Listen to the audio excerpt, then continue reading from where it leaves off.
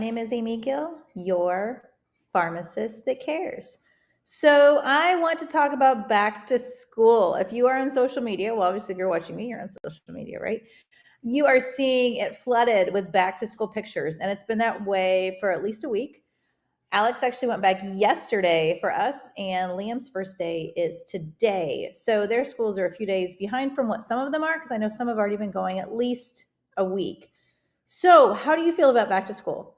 How do your kids feel about back to school? Are they excited? Are they stressed? A little bit of both. I know that we can really have all those emotions wrapped up into one. To me, one of the favorite things when I was little was like getting your list, going shopping at Walmart, getting all those things you needed, that the notebooks, the folders, everything. Like we told you how many of everything you needed, right? Well, things are a little bit different, at least around here. With school supplies, Alex's, they're there waiting in his locker when he gets there.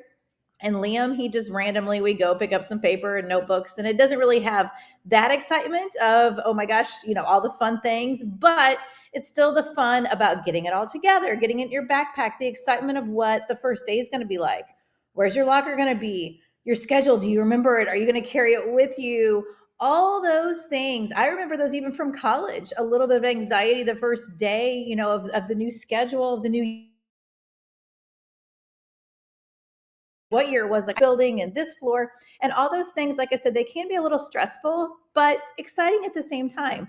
And now it's quiet here at the house, except for James. And wow, it's definitely a change. So I'm just curious how all of you are feeling about back to school and what you think about it. So that's what I want to talk today about back to school, the routines, the stresses, and all those things maybe that can help you out as you go along. So first off, routine, morning routine. That is a little bit different, right? Because now it's not you can get up whenever you want. We have to get out at a certain time in order to make it to school. So, how can you make your morning routine just a little bit easier? Number one, think about your clothes the night before. You can look on your phone and see what the weather is going to be. Get your clothes prepared. I don't care how old your child is. It's nice to have that stuff out, and you're not looking for maybe the clean pair of shorts that's hanging in the laundry room because that's what you wanted to wear and they just haven't made it back to your closet yet. Everything is there ready to go. Put your shoes together. I have talked about this in previous lives, probably years ago. We don't have this problem anymore because we make sure when the kids take off their shoes, put them together. Don't ask me why, but it used to be we were missing a shoe. Maybe it was under the cabinet in the kitchen. You just couldn't see it. But put your shoes together and by the garage. Again, just a little less stress. If you have to make school lunches, think about it. If you can do it the night before, prepare what you can. Have the containers out. Have their water bottles out. Even if they don't take lunches, I guarantee they're taking water bottles to school. Have those out, washed, ready to go, sitting by the fridge, ready to put the ice in. Don't have them in the pantry or sitting, up in their room or on their desk where they were sitting. Have things ready and prepared. But first thing in the morning, let's not hit snooze because you think, oh, 5 more minutes, that's not going to matter.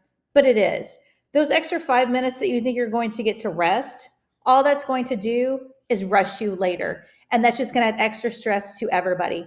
And you don't want to have that extra stress in the morning as you're driving the kids to school or leaving them off. It's supposed to be a good, happy day. Do not let them feel the stresses of maybe those extra 5 minutes that you thought you needed to sleep or they thought they needed to sleep.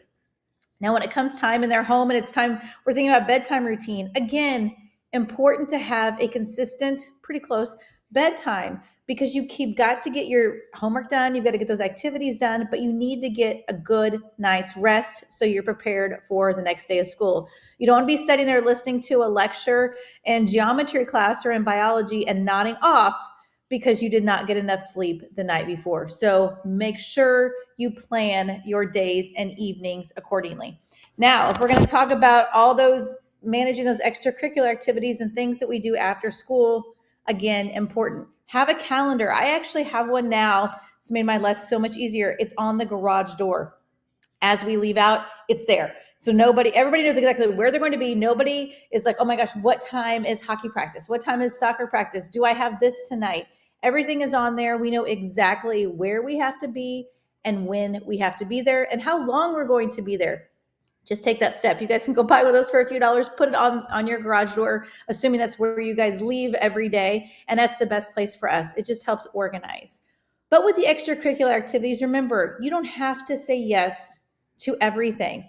Even as a parent and you're volunteering at things at school, you don't have to say yes to everything. I was just talking to a new mom yesterday. Her daughter is going into 7th grade at the same school Liam's at. She's brand new. She's like, "Do you have any suggestions for me?" I said, or for her child. I said, "I do." I said, "Get involved, but don't get so involved that you're stressing yourself out." So you want to get involved with the school, and your child wants to do that so you can meet new friends, feel a part of there. But there's also an extreme to that when you say yes to everything. And if you say yes to everything, again, that's going to add stress. So do not do that. Pick the things you enjoy and see how those go before you add on more. But it is so important to be involved and to feel a part of that community for you as a parent and for your child. But it is okay to say no sometimes to other extracurricular activities after school. You can't fit everything in. There is a short window from when you pick the kids up from school, for getting homework done, if they do have a sports practice, having dinner, and getting to bed on time because of those bedtime routines. So don't rush around just to try to fit everything in. Homework is important. This is school, okay? It is so important they take that time and not just get the homework done just to get it done, okay? They need to understand whatever the concept is, because if they're rushing through that homework, what's going to happen when a test comes? If they truly didn't understand the concepts, they're not going to do well on the test, and they're going to be trying to play catch up. So even if they don't have a lot of homework, devote a little bit of time. Talk to your child on the drive home. Talk about their day. Talk about each subject. And that way you kind of know what they have for homework. You know what they've done and maybe what you should review, especially if it is a math concept that's new to them, if it's a foreign language, if it's new vocabulary, then let's use those words and sentences. You've got that time in the car, so use it wisely. You don't need to listen to the news. You don't need to put on music. Yes, that's fine and fun, but be more intentional with the time you have, because they're a captive audience when they're in the car with you. So it's so important to hear about their day and to hear all the things that went on. Who did you have lunch with? Who did you sit with? You know, all these different things. That makes the lines of communication open, and that is exactly what we want, because eventually if you keep doing that, your child is going to keep sharing and sharing and sharing, and you don't even have to ask any questions because they're just going to tell you all those things. And that is important to know what is going on in their life at school. So stress reduction, how are we going to do that? As a parent, when you have a little bit of time, you know, whether you are working, it's your day off, or you can find a little time during the day when it's just you time, exercise, take a walk, whatever it is you enjoy doing, meditate, yoga, whatever it is, find a little time for self-care.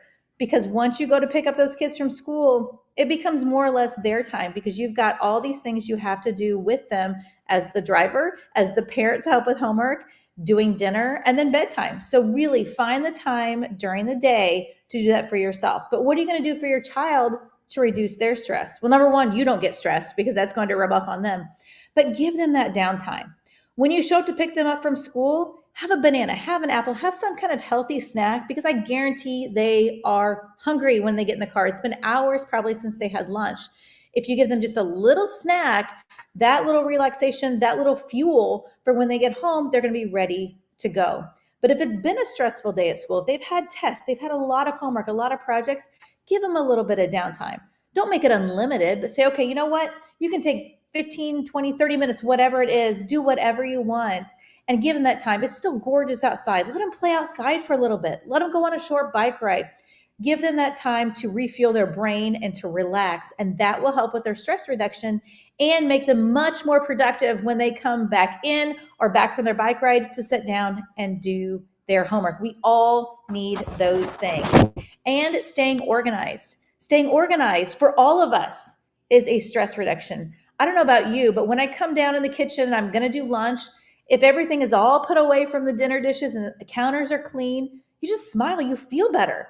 If you come down to the kitchen because you were too tired to do the dishes, you were too tired to even start the dishwasher, whatever it is, and you've got a mess, your day just starts like that. So really, staying organized is key. Staying organized with their homework is key. Have a place that they can do their homework. They can sit there in a good environment, well lit, that they can do all these things and feel organized and confident with what they are doing. That is going to go a long way in success for them, even as an adult. Now, we've been talking a lot about dinner and food and breakfast, right? So quick, healthy meals. We've talked about meal prep before. I've done some recipes for you, some quick, healthy meals. But what I'm asking you guys to do for me now, how do you do that? What kind of meals do you prepare for a night of, there's a lot of activities. How are we going to fit all this in?